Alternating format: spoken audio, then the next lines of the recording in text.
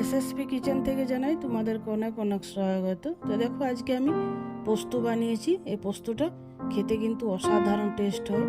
তো এই পোস্তটা কীভাবে বানিয়েছি আর কি কি দিয়েছি পুরো ভিডিওটা দেখো, আশা করছি ভালো লাগবে। আর ভালো লাগলে অবশ্যই একটা লাইক শেয়ার করো এবং পাশে থাকার অনুরোধ রইল। তো চলো দেখিয়ে দিই কী কী নিয়েছি। নিয়েছি বেগুন, 2 বাটি বেগুন আছে, এখানে 1 বাটি আছে আর এই সাইডে 1 বাটি আছে। আর নিয়েছি টমেটোর 1 বাটি, পেঁয়াজ কলি সাদা অংশটা 1 প্লেট আর সবুজ অংশটা 1 বাটি, আলু 1 বাটি। এগুলো দিয়ে পোস্তটা আজকে রান্না করব। তো কড়াইটা চাপিয়ে দিয়েছি, কড়াইটা গরম হয়ে গেছে, দিয়ে দেবো ঘি। দেশি ঘি নিয়েছি 1.5 চামচের মতো ঘি দিয়ে দিলাম। এই পোস্তটাতে ঘি দিয়ে রান্না করলে কিন্তু অসাধারণ টেস্ট হয়। আর দিয়ে দিলাম একটা লঙ্কা ফোড়ন।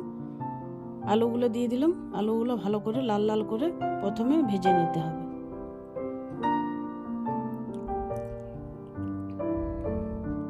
আলুটা ভাজা হোক ততক্ষণ আমি পোস্তটা বেটে নেব।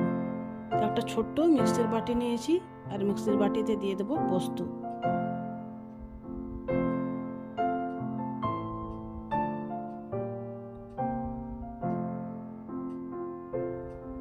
আড়াই চামচের মতো পোস্ত দিয়েছি, তোমরা চাইলে কম বেশি করে নিতে পারো।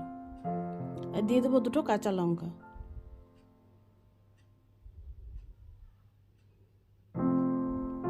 আর দিয়ে দেবো কিছুটা টমেটোর কুচি। একটু বেশি হলে বাটাটা ভালো হবে, তাই একটুখানি দিয়েছি, একটুখানি রেখে দিয়েছি, ওটা পরে দেবো।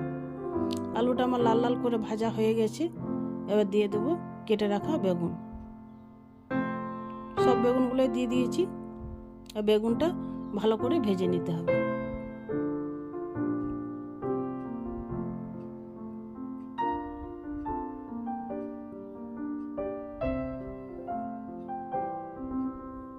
এদিকে আমার পোস্তটা বাটা হয়ে গেছে, পোস্তটা এখন সাইডে রেখে দেবো।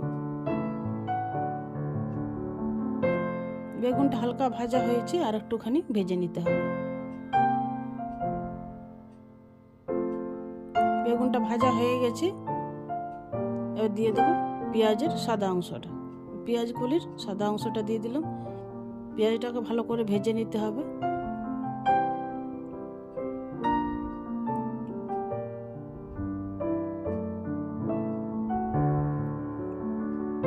বেগুন ভাজলে তেল অনেকটাই লাগে, তাই আর একটুখানি ঘি দিয়ে দিলাম।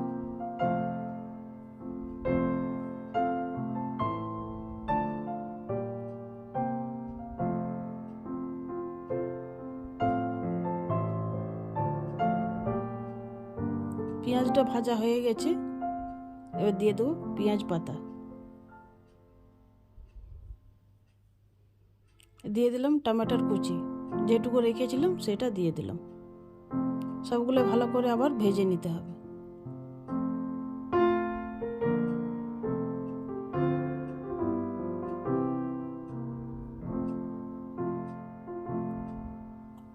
কষানো হয়ে গেছে, দিয়ে দেবো স্বাদ মতো লবণ। লবণটা দিয়ে আবার ভালো করে মিক্স করে নিতে হবে।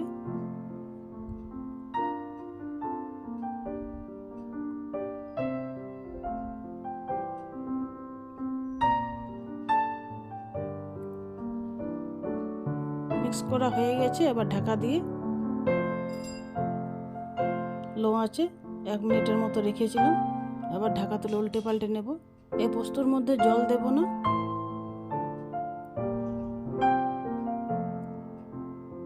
ভাজা হয়ে গেছে আমার, দেখো আলুগুলো সিদ্ধ হয়ে গেছে।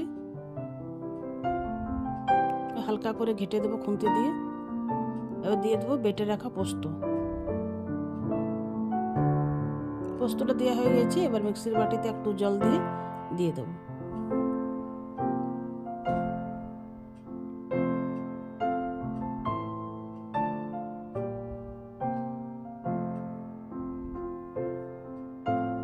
রান্নাটা হয়ে গেছে আমার। পোস্তটা দিয়ে আর বেশিক্ষণ রাখবো না।